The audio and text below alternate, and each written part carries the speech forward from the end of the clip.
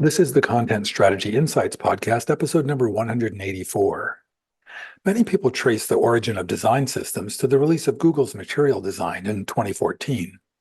Almost a decade before that, Michael Haggerty-Villa was a lead content strategist in the design systems group at eBay. He has since led content strategy and design systems initiatives at enterprises like Disney and Intuit. To this day, he remains at the forefront of practice where content strategy, information architecture, and design systems intersect. Welcome to the Content Strategy Insights podcast, where accomplished content strategy experts share their wisdom with our friends in the content community. Our mission is to democratize content strategy, to make its principles and practices accessible to everyone. And now, here's your host, Larry Swanson. Hi, everyone. Welcome to episode number 184 of the Content Strategy Insights podcast. I am really delighted today to welcome to the show Michael Haggerty-Villa. Michael is a legend, I think it's safe to say, in the content in design systems world. He is in my mind anyway, but he's currently the director of content strategy at Teradata. So welcome, Michael. Tell the folks a little bit more about what you're up to at Teradata and in the design system world.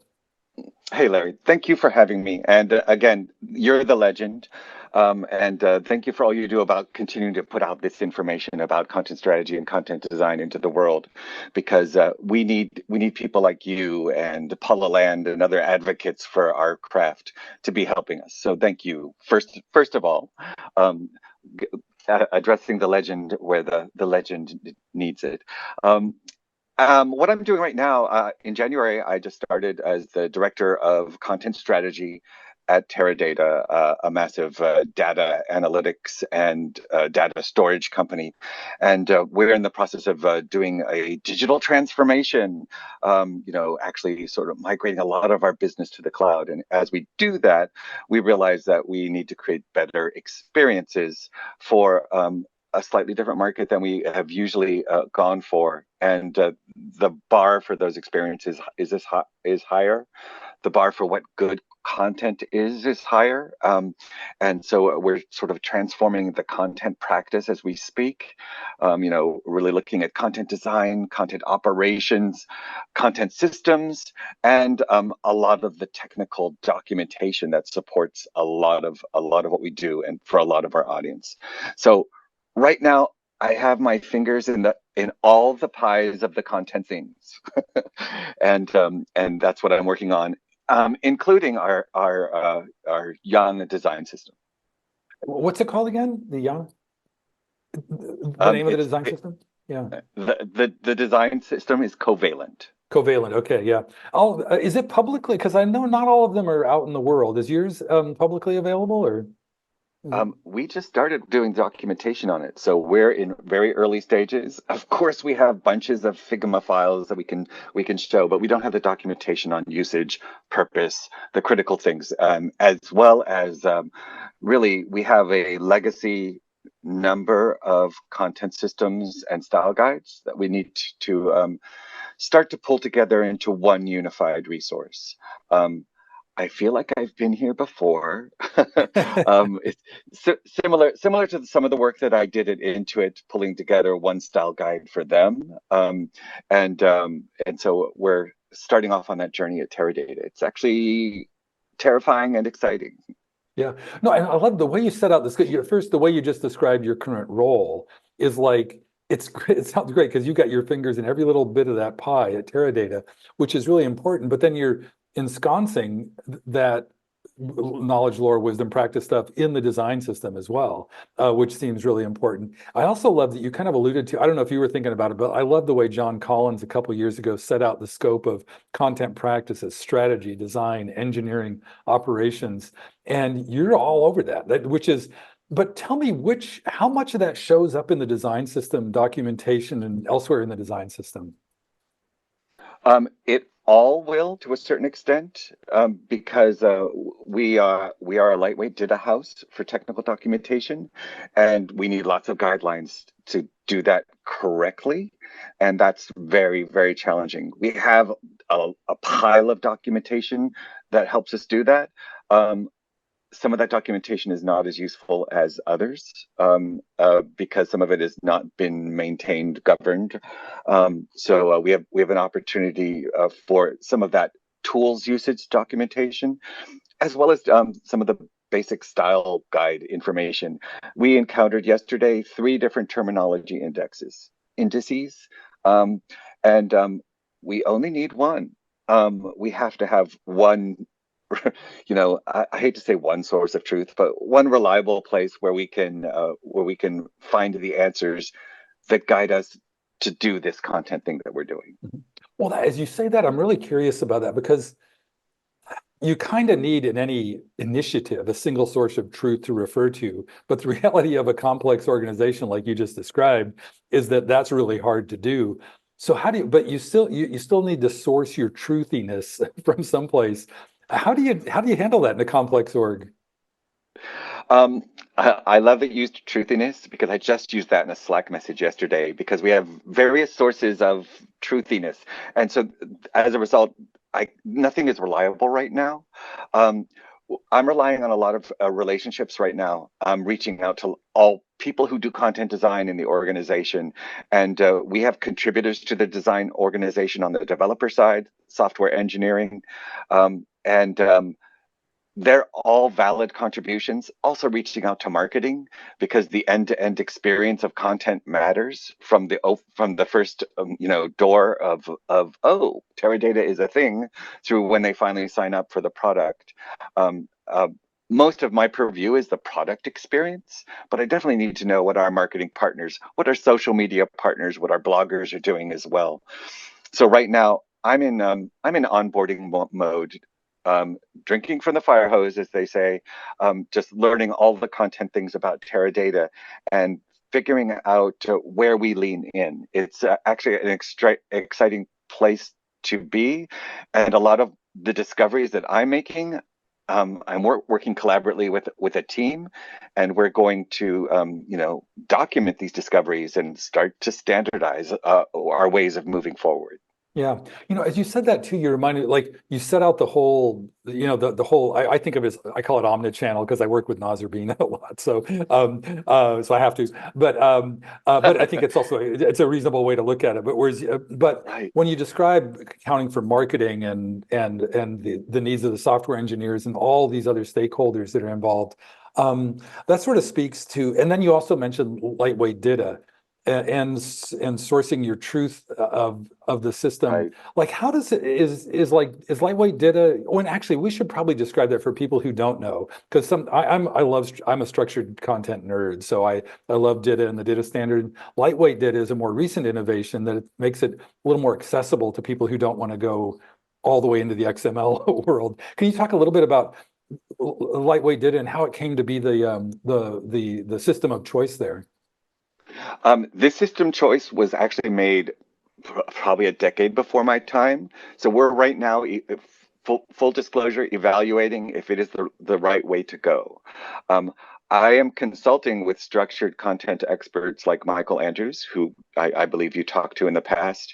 And I have a meeting on Monday with Carrie Hain, who wrote the book on structured content, because we need to look at our current systems and say, are they serving us well for the things that we need to do as we modernize our approach to delivering content?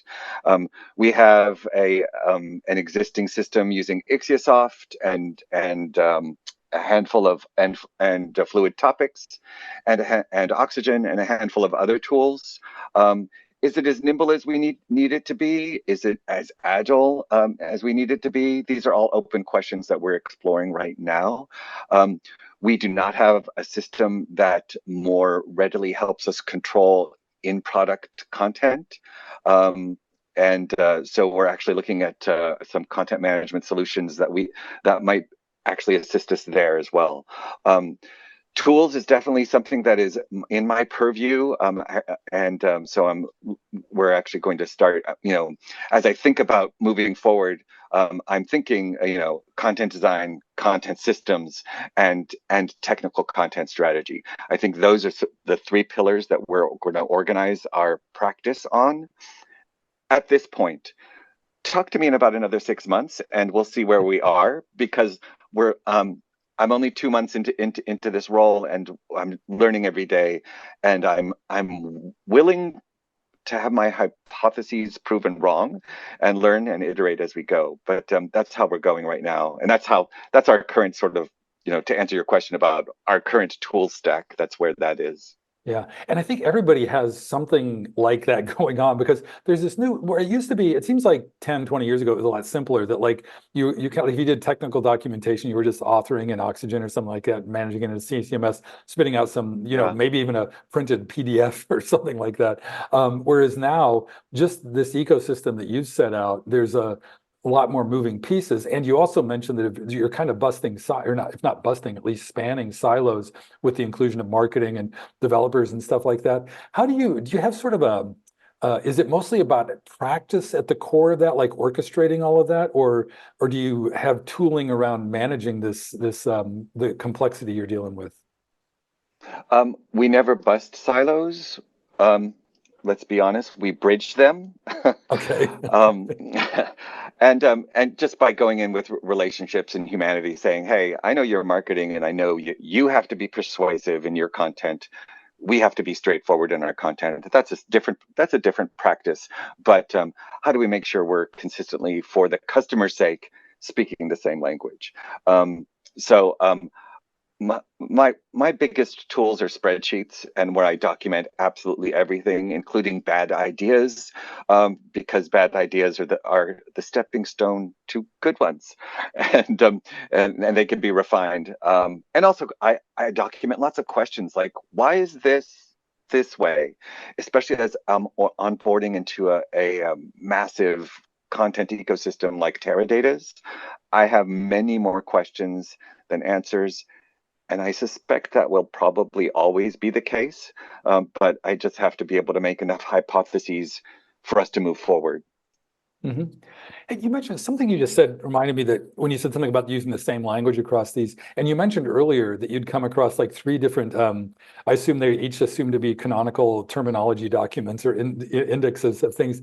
How Right. do you align people around language? Because that's, I think, in a design system or almost any content endeavor, that's always a challenge. How are you approaching that? I've already approached the marketing team, and I've told them we're going to establish a content council. We may call it a style council, as other organizations have done, where we can just start to talk about style decisions. The terminology of our business is very complex, and we need to determine when it is our internal jargon, in which case we need to bury it, and when it is customer-facing language, that is jargon that is really helpful for them. Um, I don't think we have enough clarity on that right now, because we obviously have at least three terminology indices, and we need some more clear guidelines on those. We arrive at those things. I always do that in a very democratic, open process. Everyone on my content team can play on the style guide team, um, and um, and everyone across the organization. I want to know what the bloggers and the social media folks need. I want to make sure we don't set some guidelines that exclude them, um, but also understand that they have different use cases and different delivery channels. And I want to make sure that our style guidelines are flexible enough to accommodate most of the content use cases we need to meet. Yeah. And you've done stuff, you've done, like, you had at least two things that I know of when you were right into it. You did the QuickBooks design system, and then the full kind of integrated Intuit design system. So you've done this kind of big customer facing design system work before. Did you face similar challenges there? Or was it a little easy? Because that's a more, I don't know, like, I don't know if it's straightforward, but it's that kind of consumer, just a few consumer products. Was that a different situation there, or? The consumer focus makes it different. Obviously, the language issues are very different. I mean, when we have to include in a style guide something like TurboTax, which prides itself on its simplicity and ease of use, um, it really opens the door for us to have those content conversations about, clear, usable, succinct content across the organization. So, thank God there is that content simplification happening in TurboTax. And then we were able to extend that to QuickBooks, which is an accounting tool for all intents and purposes, often for small businesses who don't ever want to do accounting. So how do we demystify the necessary, compliance language of accounting for people who just want to sell candles on their Etsy store, or whatever their small business may be. So it's been a different content simplification journey, but even with this business to business challenge we have now with Teradata, people are people. They still need simple, useful content, and that is of the quality that they need. And that's the challenge that we're facing right now at Teradata. It's actually very similar to the Intuit journey, different customer focus. Yeah, and it's talking about it occurs to me too that not all of my folks will have worked with a design system, because as you mentioned earlier, I think it's typically associated with product stuff. Like, and if you've been doing like web content strategy or other kinds of content practice, Sure. Maybe even technical docs, you might not have come across a design system yet. Can you talk a little bit about what all's in a design system? You've mentioned some of the like kind of the benefits of a design system and the role of content in delivering those benefits. Right. Figma, this tool that has become sort of the de facto standard for creating product design, and actually our marketing partners use it as well. Pretty much anyone who does design knows Figma at this point. Has a design system at its core, that there will be core reusable design components and patterns to create consistent design experiences. So with that, and Figma is a visual tool. It does a really good job of documenting how we visually put these things together. And, with dev mode or the developer mode now, they have a pretty good way of us passing that off to our developer partners to make sure that those visual specs can be executed on in code. But what's lacking is, how does content fit into that? Figma is not a content tool necessarily, so we still need to figure out how to collaborate with our design partners in Figma. But then when there are the more complex user content, where does that get archived? We still need tools to figure that out. Is this going to be a dynamic piece of content that flows into this Figma component? And we need to figure out how we document that. So, the design system will have components, some of the basic pieces of the designed experience: banners, buttons, drop-down lists, forms, but also some of the more complex patterns, like a form to sign in, for instance, is a pattern. What is your sign-in form, your security information, some of that recurring things that happen across the experience. Those patterns will also be documented, sometimes even more complex templates. But we also need to be documenting content types as well as our style guide should be there, because it is a critical design tool. And how content types, like what are our content guidelines about emails? Almost every organization, sad to say, sends those, and probably too many of them. How do we make sure they're effective, they're within the design framework, and following some content design guidelines? What are our guidelines for salutations and closing? Do we even have those? And are we doing those in a consistent way to serve the customer experience, and also to make sure you're serving the appropriate brand experience? So there's that. We're also grappling with video and video standards, because we're going to be increasing the use of video in our documentation. We want to make sure we have clear guidelines for what is effective video in this technical space. It does not need to be a marketing video. It needs to be informative and direct. And how do we provide guidelines for that? So all of that is emerging for us and will be in our design system. Yeah, as you're saying that, I'm reminded that, like, the scope of our concerns just keeps going out and out and out, like back, or getting broader. And and it seems like have there been, so it kind of adds to I mean, it's a benefit, ultimately it's a benefit to the end user because somebody's thinking about all these media from the same place. But has there been like either challenges around incorporating different, like, because from email to video, that's a big jump and a lot's in between. But have there also been, I'm wondering now, have there been opportunities to learn from like practices in managing the design conventions around different kinds of artifacts? Does that kind of all feed into your design system practice? Absolutely. There have been numerous. Let's talk video, because it is a content type that matters very much, and it definitely needs to be crafted by a knowledgeable content person. So there have been numerous. I call them proofs of concept across the organization. Video has been done in the organization various times. There's marketing videos available. There's instructional videos as well. And so what's great is we can learn from all of those as we establish a standard that we're going to use for our technical documentation, for instance. We're learning from all of those. What works? What metrics do you have on those? What are some of your guidelines? Some folks in product are like a little bit resistant to get guidelines from the marketing and brand people. I'm like, bring it.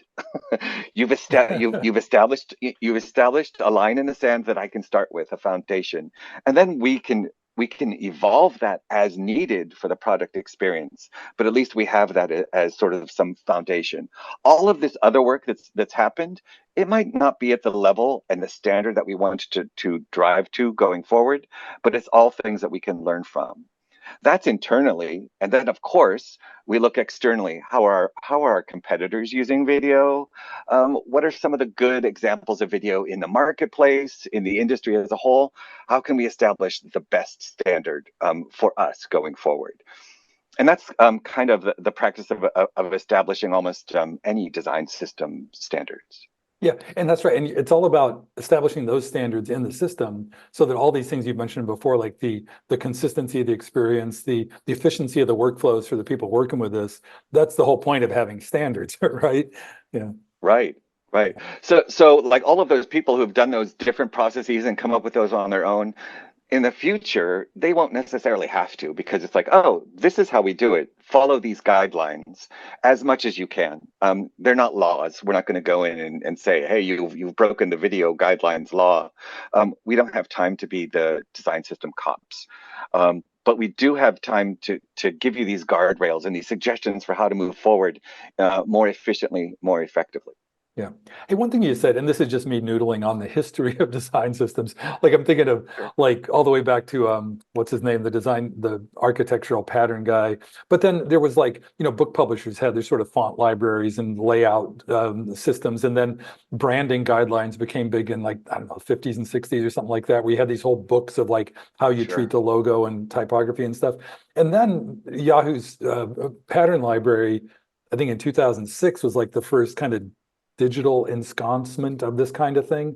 So that anyhow, just kind of thinking about that reluctance of people to adopt that, like, because, and I don't want to like out you as like, a fellow old person, but you were doing design systems, content in design systems in 2007, not even a year after Yahoo introduced their thing. So you literally go back to as long as anybody's been doing this.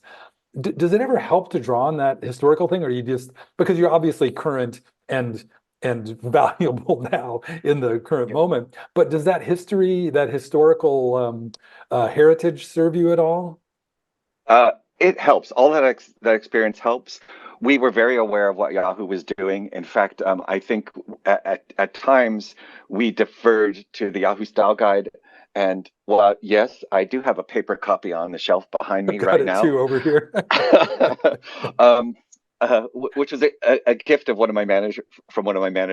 I still find myself occasionally dipping in there for questions, as dusty as the book may be. That interest in standards has always been part of the practice, but it's also just built into communications. our standard as communicators has always been standards based. We've always had dictionaries and some basic style guides, Chicago or AP, as part of our guidance for how we do this thing. Because as we do this and we're doing it well, we're always going to have questions about, oh, how do I refer to this person? Do I need to capitalize this term? All of these are legitimate questions of our craft, and we thankfully are not doing it alone. As much as we as writers might like to be up in our garret writing the great American novel, we're never doing it alone. We always have other influences that can guide us and other inspiration, and it's always been great to be relying on that from way back in my history, as well as some of the contemporary leaders and contemporary folks who are working in this space. Yeah. Hey, and thinking about that heritage too, and you mentioned a minute ago Figma and how its whole, design metaphor, it's built around patterns and components and things like that. I'm trying to remember, I've been a content person. I haven't really been that close to the visual design systems like Sketch and InDesign and the ones before Figma. Mm-hmm. Has that been an evolution in that tooling as well, to be more concerned with design system like stuff like patterns, or were they more like just Illustrator for the web or Photoshop for the web? Yeah, I think back to what we were doing at eBay in 2007, and I think it was very Photoshop based, if I recall correctly.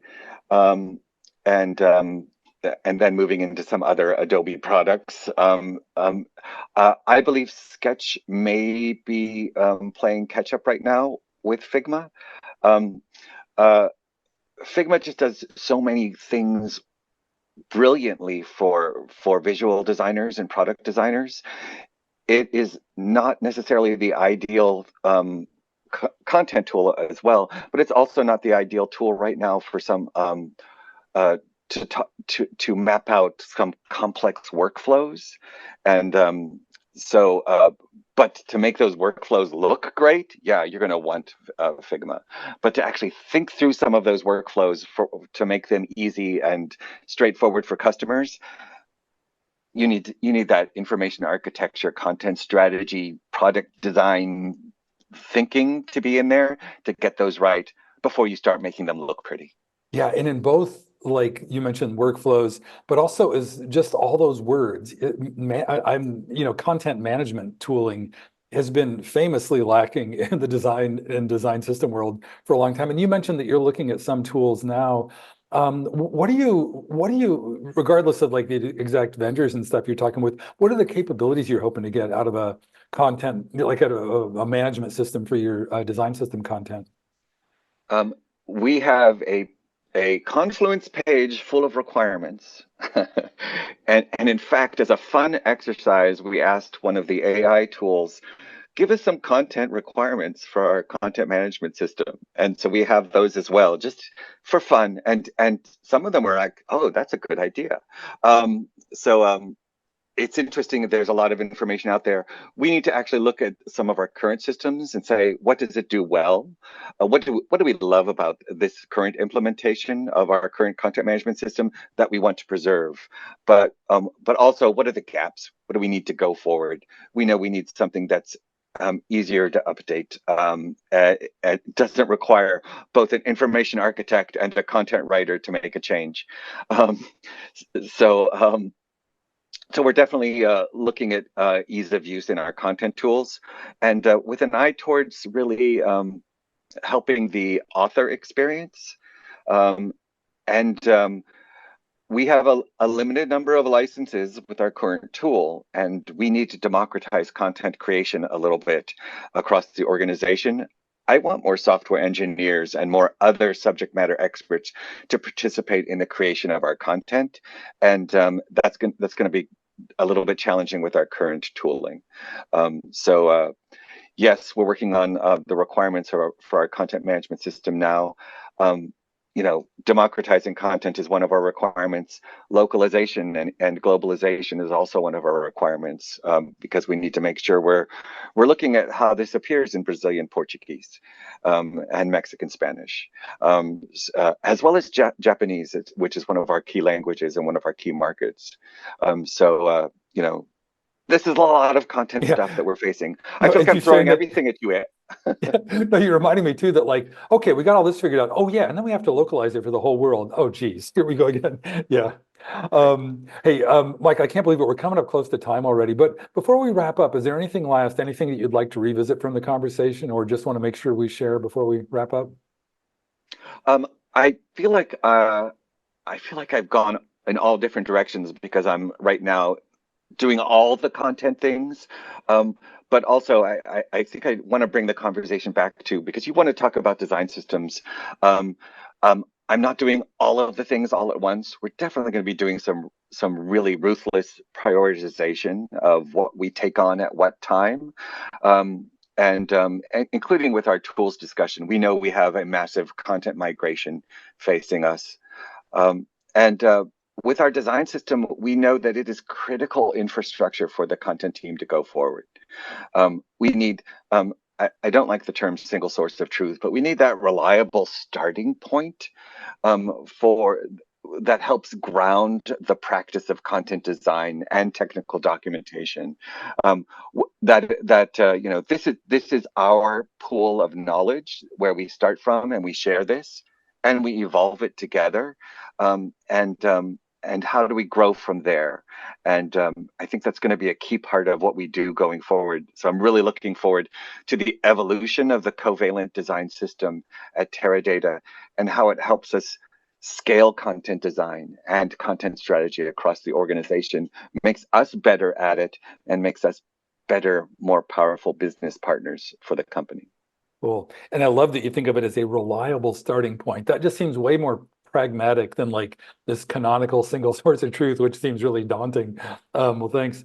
Well, oh, hey, one very last thing, Michael. What's the best way if folks want to stay in touch? What's the best way to connect with you online? Oh, and I love that your cat has made an appearance. Now it's an official internet event. This is Willow.